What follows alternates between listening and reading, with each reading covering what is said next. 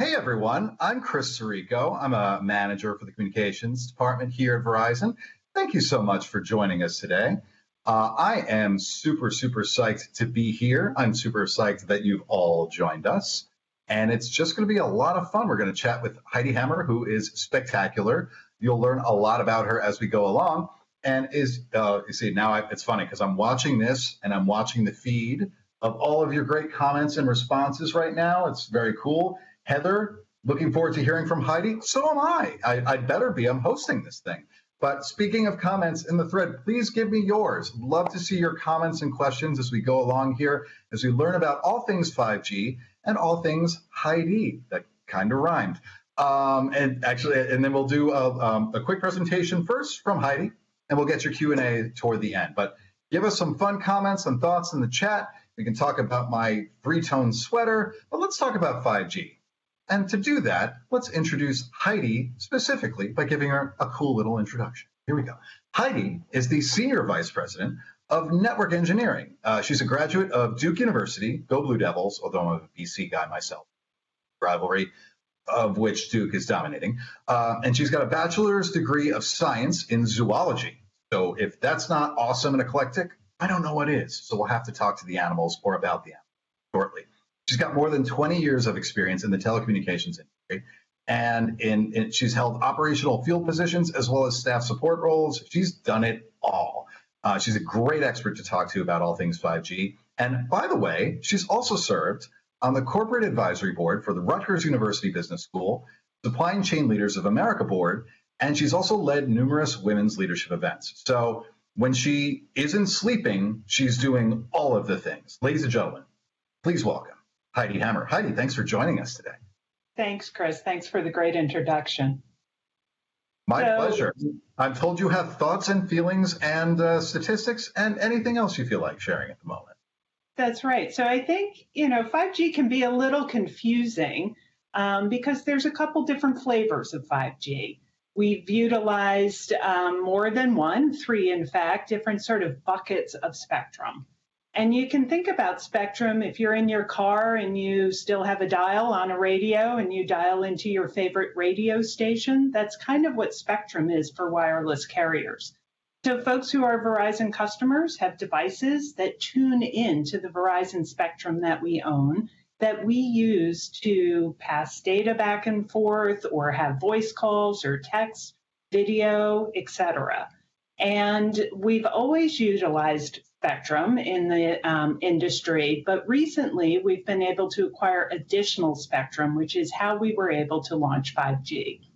So let's go back just a couple years to 2019, and in April of 2019, we utilized what's known as high band or millimeter wave spectrum.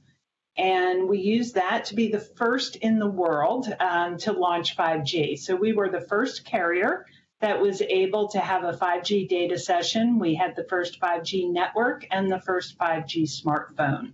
And the great thing about high band or millimeter wave, which is in the 28 and 39 gigahertz band, is that it has lightning fast speeds and it has tons of capacity. The not so great part about it is that it doesn't cover as far as some of the lower bands that we utilize. But that's okay. We were first to market and we utilized that spectrum to build in areas where that super fast speed and that high capacity was really important. So think stadiums, arenas, airports, heavily trafficked outdoor areas in cities, where people live in densely populated areas, college campuses, etc. And that worked really well for us because it doesn't cover far. We needed to have a real high density of sites and antennas to be able to provide that service. And in cities, we were able to partner with the municipalities and utilize what we call city furniture. So if you think about street lamps, traffic lights, et cetera, we went and we hung an antenna on every pole we could possibly find. And that was how we first launched 5G. And we realized, though, that we were going to have to be able to expand the reach of 5G to customers that may not be in those highly populated areas or locations. And so in October of 2020, we utilized all the spectrum, the low band spectrum that we had been using for our most reliable 4G network. And we shared that spectrum with 5G using a technology known as dynamic spectrum sharing. And what that allowed us to do, we had to replace the antennas and radios that we had, but we were able to use all our existing locations to be able to bring the magic of 5G to a much wider reach. But we got that great coverage, but we sacrificed everything in RF as a trade-off. We had to sacrifice those really massive capacity and lightning fast speeds. And so it's much more akin to our 4G network, but it sets us up to be able to utilize that spectrum depending on the location or the event that's happening to serve both our 4G and our 5G customers, and to be ready as the technology continues to evolve and the architecture evolves over the years. So that brings us to where we are today. What we really needed, the missing piece, was that mid-band spectrum that would have that sweet spot between coverage and speed and capacity. And we participated in an auction that was organized and run by the FCC, and they auctioned up spectrum that had previously been used by Earth satellite operators. And we paid very large amount of money for the right to have that spectrum. And we won that back in March of 2021, just last year, and have been building that network since. We had to clear the spectrum with those Earth station operators so that we didn't interfere with them. And so we've just been given permission to go and light that network up, and we're actually going to launch next week, which is very exciting. So this spectrum, we also used all our existing infrastructure to be able to build it. So we hung new radios, baseband antennas, et cetera, on existing sites. So that might sound super easy, right? All we have to do, we didn't have to go build lots of new poles. We are able just to go hang equipment on the sites that we already had. But because it was all brand new equipment, we really had to talk to the landlords, in some case redo leases, we had to re-permit, we had to have construction crews go out there and hang all the new equipment. When we're in rooftops or in buildings in urban centers, we really had to kind of reconfigure those sites. It wasn't, we didn't have enough space just to slip a new cabinet into the location. So it took a tremendous amount of work. And we didn't have a lot of time because, as you can imagine, if we spent $53 billion to have the right for this spectrum, we want to make sure that we can utilize that quickly. And we also, I talked about us being first in the industry to bring 5G, but what Verizon is proud of is being the best. And so we wanted to make sure that we could continue to bring better and better 5G service to our customers. So we built thousands of sites in a 9 to 10 month time period. We did that during a global pandemic, global supply chain crisis, unprecedented weather events.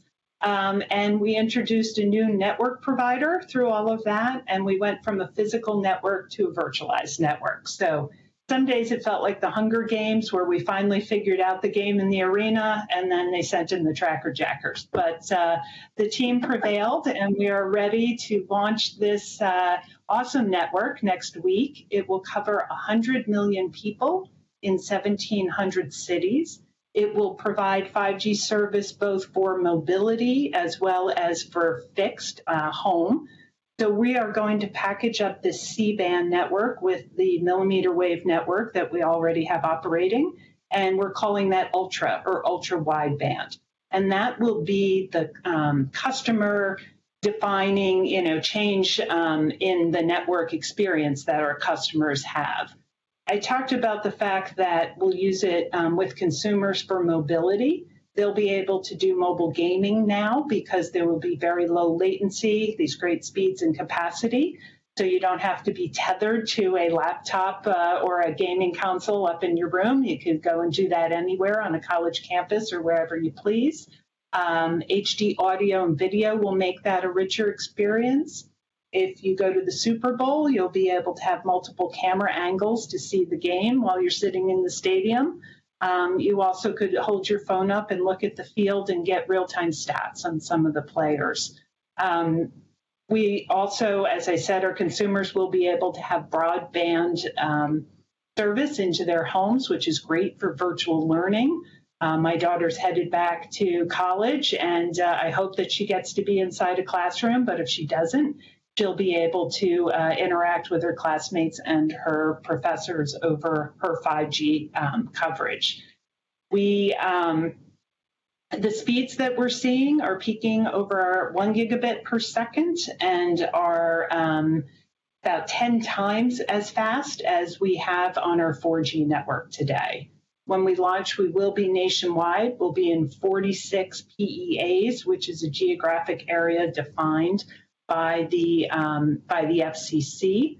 It's across, as I said, 48 contiguous states, and we'll start out with a 60 megahertz chunk, which is very consistent, which allowed us to deploy quickly and to bring a very efficient network out to our customers. As we continue to work with the Earth station operators in clear spectrum, we will be able to grow the amount of people that we can serve to 175 million pops over the next year or two, and then eventually get to 250 million pops across all 406 PEAs that we have access to. From an enterprise perspective, we're using 5G to be able to enable robotic arms in factories. We can put tens and hundreds of sensors in warehouses so that folks can track the items that are in the warehouse or utilize robotic carts and robots to do pick and pack. Small, medium businesses can utilize that fixed wireless for business internet to have a very secure and fast connection into their stores or into their businesses. It's much more of a plug and play than ordering a wired connection into their stores, especially if they have like a pop-up retail situation, they would be able to utilize that. So we are super excited about this transformational network that we will be launching. It's not just incremental 4G. It's not just about lighting up icon. It really is about changing the way that our customers, both consumer and enterprise, can use our network and have great access to new applications, new tools, new products to help them have easier time in their lives. It's all incredibly exciting. And one of the things that I really appreciate about you is that you're able to tell it in such a conversational, interesting way that's very accessible. Because I think a lot of people, they hear 5G and they don't necessarily know, like, what does that really mean? So to be able to kind of parse it and break it down, not only in terms of what it does, but also what has the potential to do, that's where I get really excited about, like, oh, we're just getting started. It's really going to be a transformational thing. So I think one of the things that I'm going to be selfish, going to lead with my question. Keep this answer short because we'll get to everyone else's questions that are more important. But like, what are you most excited about when it comes to 5G ultra wideband and its potential starting as early as next week? Like, what's the most exciting thing? For me, I think the opportunity to do what you want to do, what you need to do, where you want to do it. You talked about, I have a degree in zoology, which is basically biology without plants. But when I started, wireless was brand new. And so what excited me, it certainly was not the career path I thought I would have, but what excited me about it was this ability to be able at the time just to talk wherever you were. And now, I have this little smartphone and I can be in constant contact, especially during the pandemic, with my parents, with my daughter, with my colleagues. We built this entire network while many of us were working from home, and having our lives go on while we were in this very unfortunate situation for the last 2 years and be able to have rich interactions with everybody. And that will only get richer and easier and fuller with 5G. And, a lot of businesses have suffered during the pandemic as well and have had to move to online ordering, et cetera. This will also be a game changer for them to allow them to serve their customers and stay in business and thrive. That's actually a good segue to Moyaid's question in the chat. And thank you all for adding amazing questions to the thread. That we're going to get to as many of them as we can in this conversation. But Moyaid has a great question. What are the limitations of 5G for B2B communications? And that might be a wonderful setup, if I may, to say, well, there are no limitations. Maybe there are some, but I think it's actually along those lines about how this really has the potential to greatly limit limitations, if that's a thing. Yeah, it is a great question, and I would also love to say there are no limitations. But as I said, the higher up we go in bandwidth, the less coverage that we get. And so at this point, again, we're just starting to build the C-band network. And so today, limitation would just be on reach. Although, again, we are covering 100 million people and businesses in that same area. But as we continue to build this network and as we continue to migrate the core architecture to 5G, full 5G network as well, today it's shared by 4G and 5G, that will just continue to open up more and more possibilities and really the few limitations that we have, knock them down, Chris. That's awesome. Tom Butler has a good question too. He's talking about his quote is, how is the range from antenna to user of 5G relative to 4G? He assumes that 4G has a greater range. Is that true? And how does that affect like the build out? Are there more base stations? Are there more antennas required? Just sort of the literal and figurative nuts and bolts of the situation, right. 5G versus 4G. So really that is more of a function of the spectrum band, not so much whether it's 4G or it's 5G. So again, where we're sharing our 4G spectrum with 5G in that low band, the qualities or characteristics of that low band spectrum means that we have great coverage, but then don't have the speeds and capacity, which is why we outfitted, we serve over 200 million people on that nationwide network. So we have a very similar reach to our 4G. It's not on every site, but very similar reach. But where you really get that customer differentiated experience on C-band, again, that's that sweet spot between coverage, but also getting those very fast speeds and the capacity. Millimeter wave, we had to build thousands and thousands. We are over 30,000 nodes now on millimeter wave. And we built an additional 15 of those came on board last year while we were building the C-band as well. C-band, we have built thousands of sites at this point and we'll continue to add to. That is awesome and incredibly exciting. We're going to personalize this, and it's actually a nice segue to go from the work that you do to the person that you are, and they're obviously one and the same. Oh boy. But you have an old friend who's chiming in, apparently, by the name of Jack McCartney. Oh, my gosh. Yeah, and Jack asks, he literally says an ask from an old friend, what's the biggest difference in the work you do compared to the days when you were working with 1G, 2G, 3G, 4G? Yeah. Yeah, and I have been around. I don't know if that's good or bad, but I've been around for all the Gs. I started 30 years ago, actually, and Jack was there at the time. So he is an old friend. You know, I think the biggest change has been in automation, virtualization, utilizing AI. When I started, I had a phone that was, this big in a bag, and it was lucky if we could make a voice call on it, and I had to go to the gym just to be able to lift it. And now I've got, like I said, a little iPhone here that I can rule the world with. The network has gotten increasingly complex.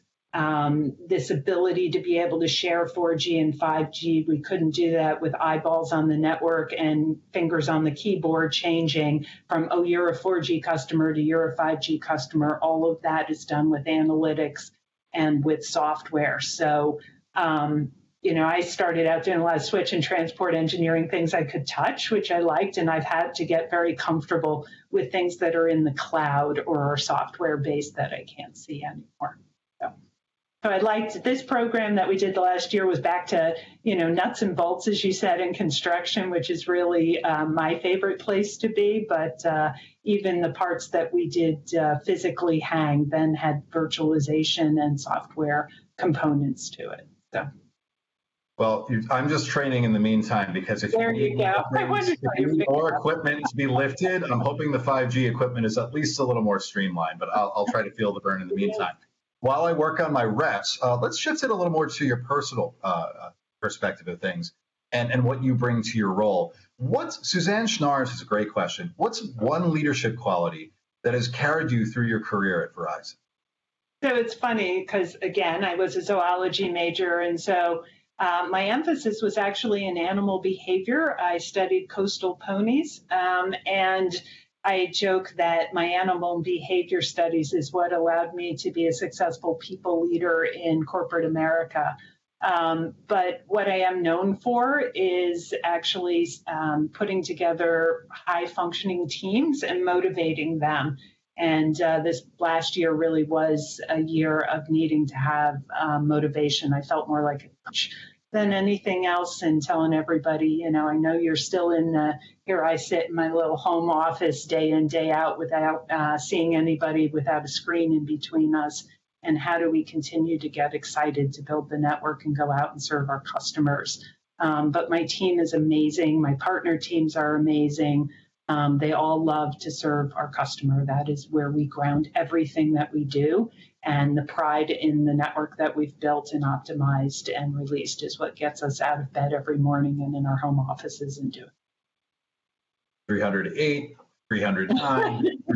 Okay, so I'm going to have to finish this later, but that is a great point. And let's shift it back a little bit to the actual, to C-band and 5G. And Mike Dooner asks, what will the C-band/5G expansion mean to our rural customers? I feel like Liz Lemon saying rural juror. I apologize for that. Let me try that again. What will the C-band and 5G expansion mean to our rural customers and remote area customers?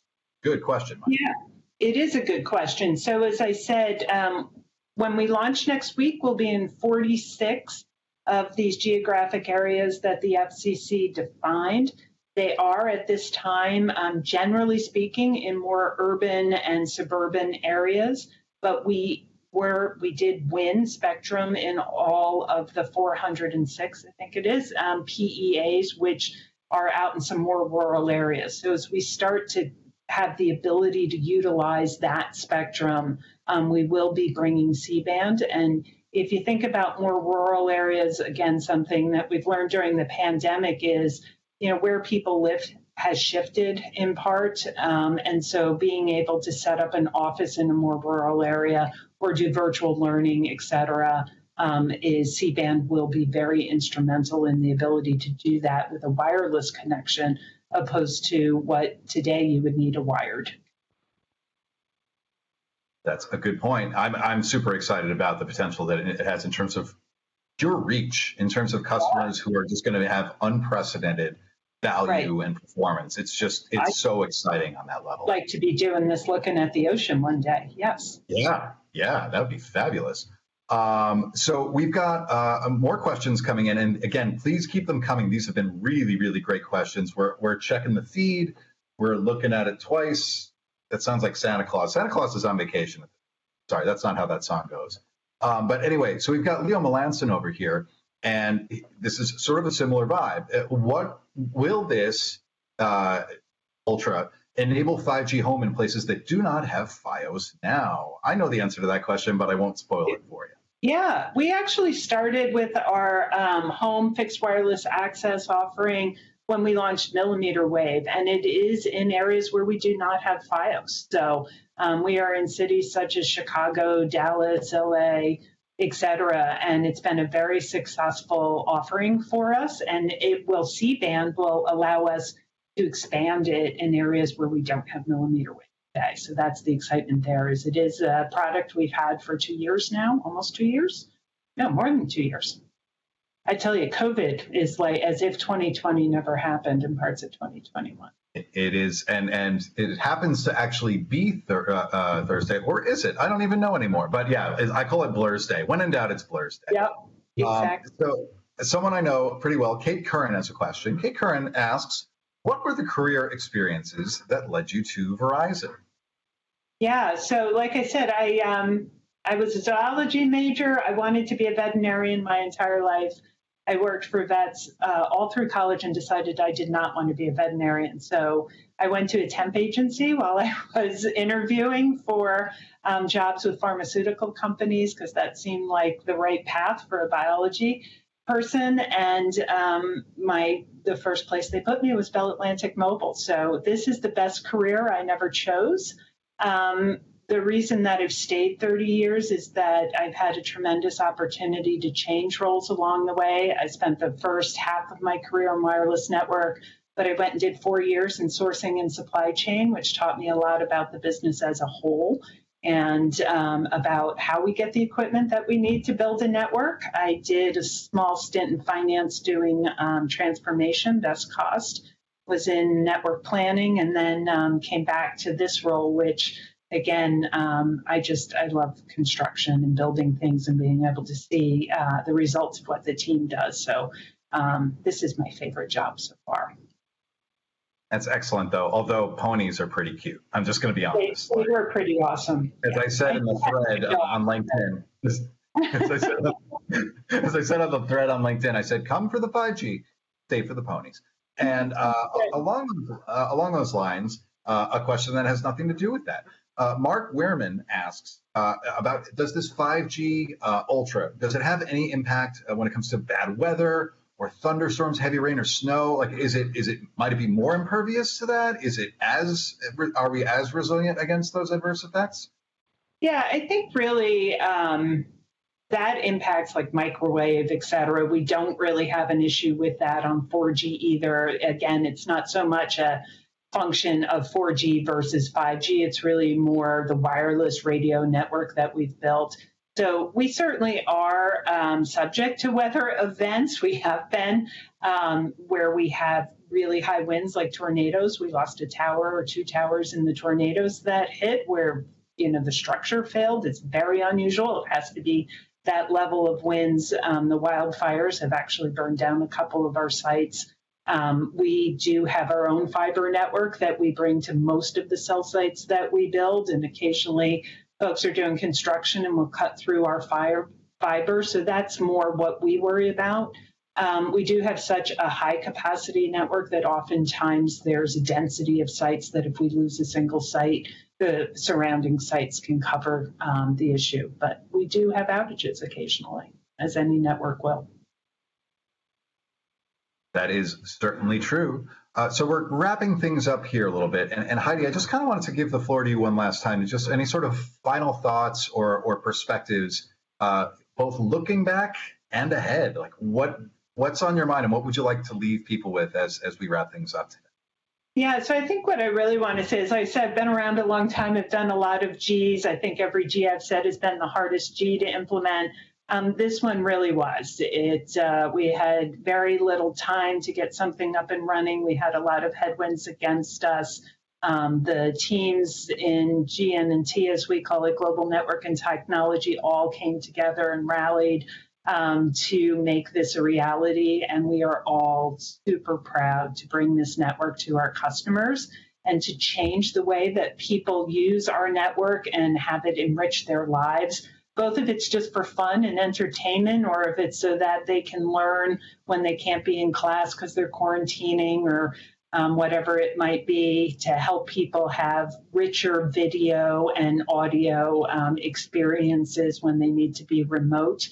And hopefully as people start to gather again, to be able to have large crowds where people can all upload and download the experience that they're having to others that they love, or do things like this with, a LinkedIn or other social media platforms to do streaming. So this is a really exciting moment for us because we believe in the sea change that we're providing to our customers, and we're super proud to have built that capability.